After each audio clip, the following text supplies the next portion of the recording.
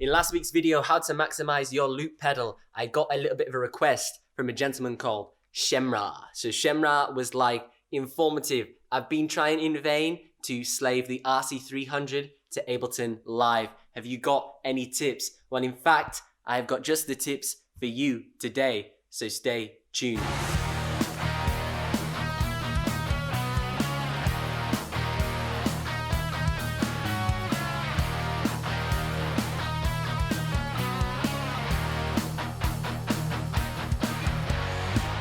It's kind of known in the live looping community that the RC-300 is not the best loop pedal by Boss for sending and receiving MIDI data.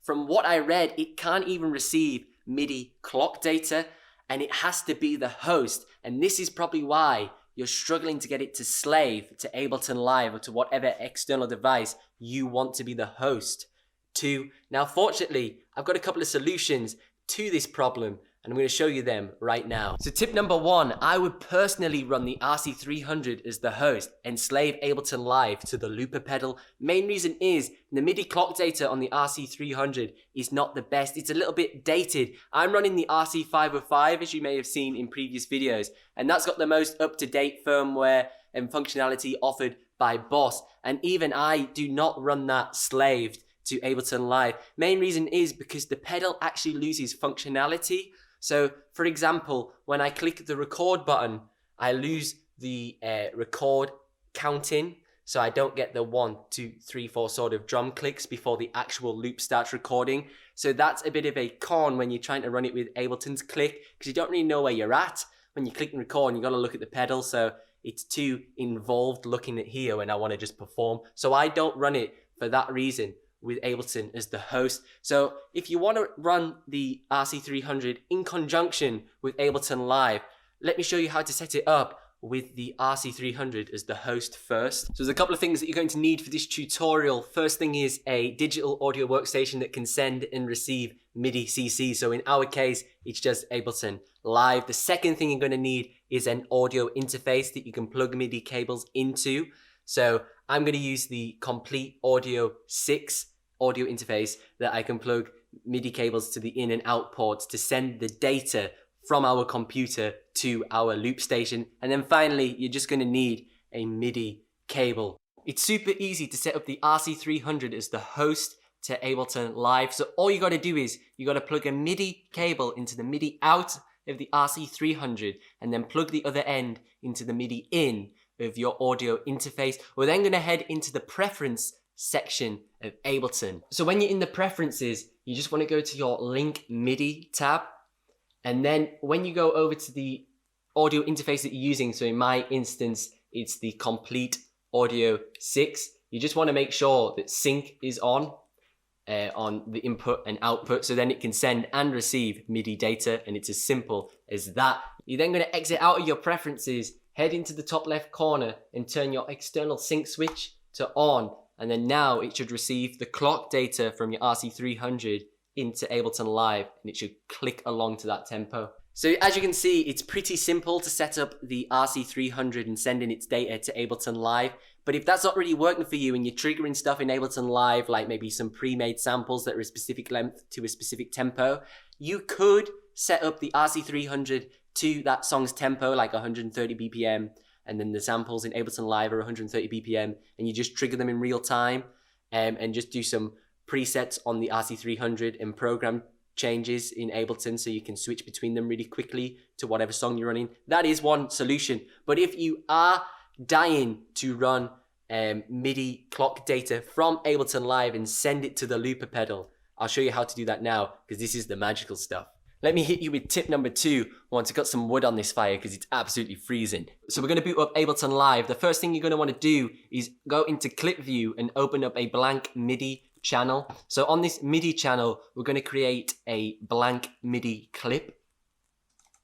So we've created our clip. We then want to head over here and we want to expand the boxes and head into the envelopes. So as you can see in the envelopes, we've got options here that says mixer or MIDI control. So we want to boot up MIDI control because we don't want to input any note data. We want to input MIDI CC data so our RC-300 can receive it and respond to it. So what we're going to do is we're going to set up the MIDI CC receive number on the RC-300. We'll set it up as, like, let's say 64. So we will do the same on Ableton. We'll scroll down and we will say 64 will be our CC number. So we've got like a little draw sort of tool to input the information. So we just want to input a CC trigger on the one of the beats. So obviously like a 4-bar clip, and we'll do four things on every click. So we've got beat 1 here. So we'll take this up to 1, and then obviously we've got beat 2. So same again. Just take that straight up to 1, and obviously you want these to just be 1 beat, so they just click in like so, and you just do this on every single beat of this clip, and you want it to be like a 4-bar clip, and then everyone's happy. And you want to take it all the way up to 127, so it's like the full velocity of that thing is being sent to your looper pedal, just so it reads it easier.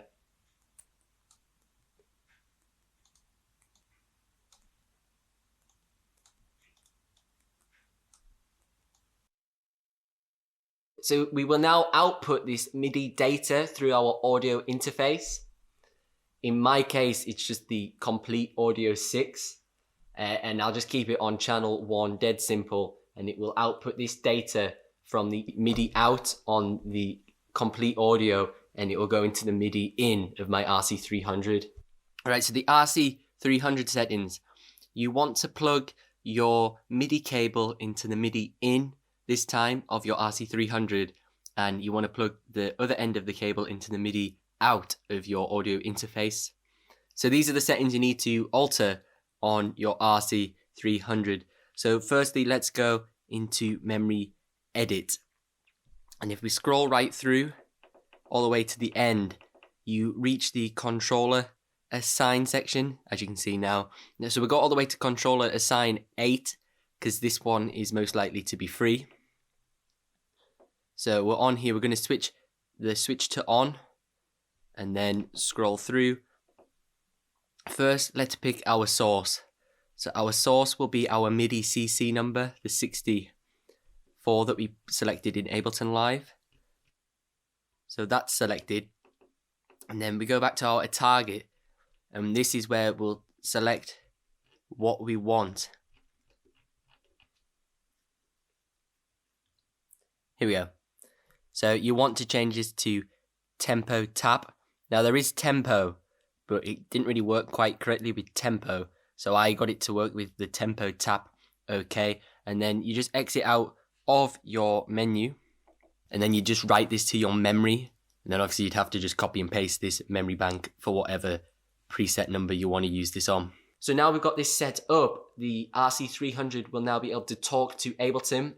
There might be a couple of things you need to change in your system settings as well. In the system settings, I decided to turn the MIDI sync on to MIDI as well, just to get it to work. You can try it with it off, see if it works, but that's what I did. So now our RC-300 should receive the MIDI clock data from Ableton Live through our tap tempo that we've set up. So obviously the tap tempo is the tempo of Ableton, because our MIDI CC commands are on the beat, and it's tapping the tempo into the RC-300. Now this does work. The information is received by the pedal and the tempo is set correctly. But one problem I have encountered is the ones do not line up with the RC-300 and Ableton Live. So when the 1 hits in Ableton Live, it hits on the 4 of my RC-300 when the snare hits are hitting. So it's either the 2 or the 4. I think it's the 4 from what I can remember. But with that said, if you remove the accent in Ableton Live, like as in the 1 accent, and you just sort of run it as a same click regardless of the beat, and you just set up your MIDI triggers and stuff like that to just be triggered by like a beat instead of a bar, then you haven't got a problem. You just use the click and go off the 1 of your RC-300, but you've still got the click of Ableton Live. So that is one solution that you could try out, but that's why I did suggest earlier running the RC-300 as host, so you don't really encounter issues like this. If you found some value from today's video, please consider leaving a like and a subscribe. It's all about live looping on my channel. I upload live looping tutorials, live looping performances every Tuesday and every Thursday. So please consider joining my little community here on YouTube. I would love to have you. I wish you the best of luck with setting up your MIDI clock data with your RC-300, sending and receiving whatever to wherever, rather you than me. I've been Ben Rowlands. You can find me online at benrowlandsmusic.com. If you want to learn more about live looping, check out this video here, and I'll see you in the next one.